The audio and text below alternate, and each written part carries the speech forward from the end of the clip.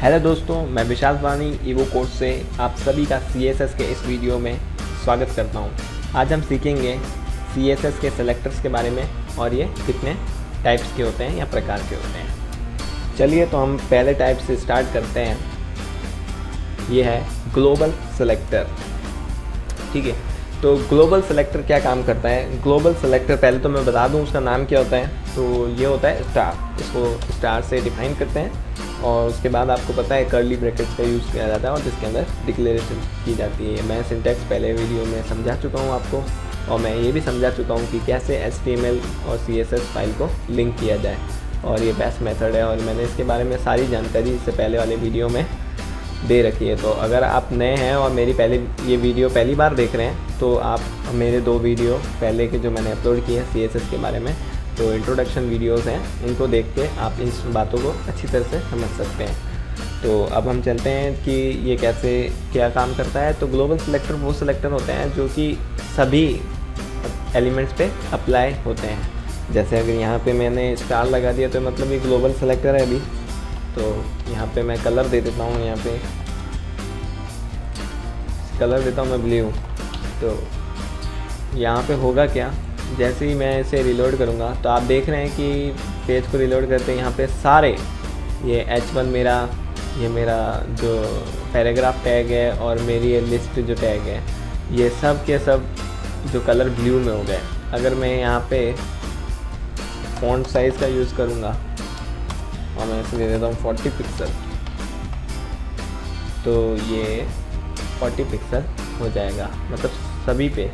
तो यहाँ पे ये क्यों यूज़ आता है, ये इसलिए यूज़ आता है कि जैसे मैं चाहता हूँ कि मेरे पूरे पेज पे एक ही कलर रहे टेक्स्ट का, या मैं चाहता हूँ मैं फॉन्ट फैमिली जो है वो एरियल चाहता हूँ, तो ये सब पे यही रहनी चाहिए।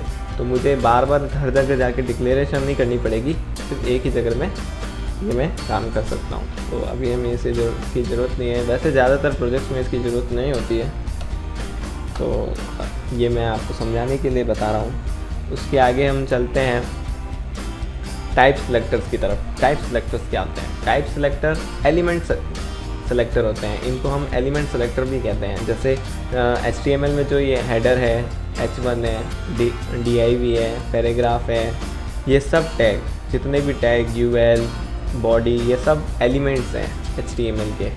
तो हम इन्हें सेलेक्ट करके भी इनको स्टाइल दे सकते हैं। जैसे यहाँ पे मैं H1 को अगर मैं यहाँ पे सेलेक्ट करूँ तो ये ऐसे मैं सेलेक्ट करूँगा पहले, वही कर्ली ब्रैकेट सेट्स, इसके अंदर अब मैं प्रॉपर्टी देता हूँ, कलर प्रॉपर्टी दे देता हूँ इसको, और इस पर कलर में कर देता हूँ रेड।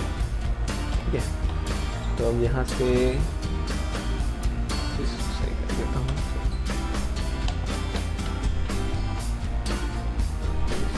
मैं ग्रीन करता हूँ। चलिए, तो ग्रीन से आप देखेंगे कि यहाँ पे अगर मैं इसे रिलोड करूँगा तो आप देखेंगे CSS जो बेसिक सेलेक्टर हमारा H1 टैग, यहाँ पे देखिए H1 टैग जो है वो अभी ग्रीन कलर का हो गया।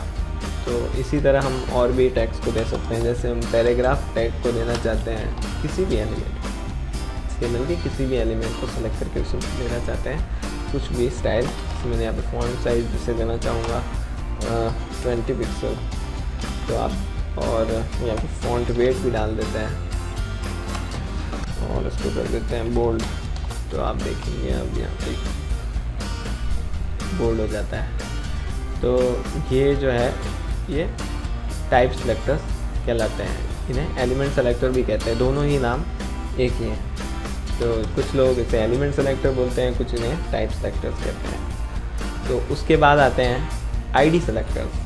ID सेलेक्टर क्या होता है, कैसे डिफाइन होता है, हमने ये सीखा नहीं है कहीं पर नहीं। तो ID सेलेक्टर जो है वो हैश टैग या पाउंड से डिक्लेयर होते हैं। इसके आगे हमें ID जो उसका नाम है वो देना पड़ता है। जैसे यहाँ पे मैंने दिया है कंटेंट, सॉरी यहाँ पे मैं ड्रॉपर दे देता हूँ। ठीक है, तो उसके बाद यहाँ पे मैं सेट ऑफ ब्रैकेट, और उसके बाद फिर मैं यहाँ पे प्रॉपर्टी देता हूँ फ़ॉन्ट साइज़ दे देता हूँ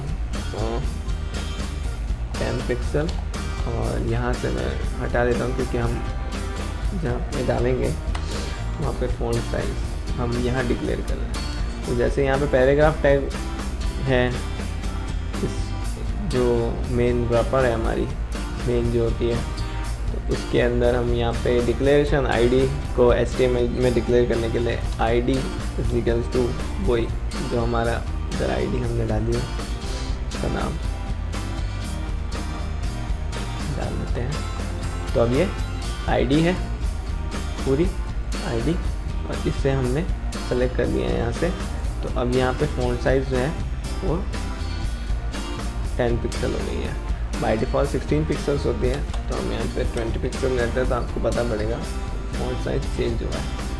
ठीक है, और फ़ॉन्ट बेड हमने पैराग्राफ टैग में ऊपर लगा रखा है, इसलिए वो अभी अप्लाई हो रहा है क्योंकि ये एलिमेंट के अंदर डिफ़ाइन किया गया है और मैंने ये wrapper के अंदर यानी इस div के अंदर div जिसकी ID wrapper है उसके अंदर कुछ भी डिफ़ाइन करूँगा, चाहे इमेज, चाहे और कोई h1 टैग या कुछ भी, मैं लिस्ट भी डालूँगा इसके अंदर, तो वो भी ऑटोमेटिकली 20 पिक्सल्स हो जाएगी क्योंकि मैंने एक ID यानी wrapper के अंदर कुछ भी है इसके अंदर उसको दिया है, ना कि किसी स्पेसिफिक एलिमेंट को टारगेट किया है।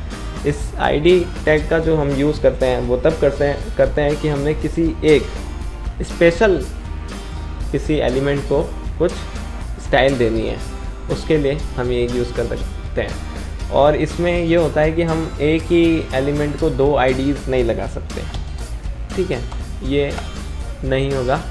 और ये पूरे पेज में जो wrapper है, जैसे मैंने एक ID दे दी wrapper यहाँ पे एक बार, ठीक है, उसके बाद मैं इसे वापस कहीं पर और यूज़ नहीं कर सकता। जैसे मैं चाहूँ तो इस div में यूज़ करूँ जिससे कि दोनों की 20 पिक्सल हो जाए, ये आप नहीं कर सकते। इसके लिए हम आगे पढ़ेंगे। क्लास जो होती है वो इस प्रकार से काम करती है, मल्टीपल क्लासेस आप डिफ़ाइन कर सकते हैं, उसका हम आगे वाले वीडियोस में पढ़ेंगे।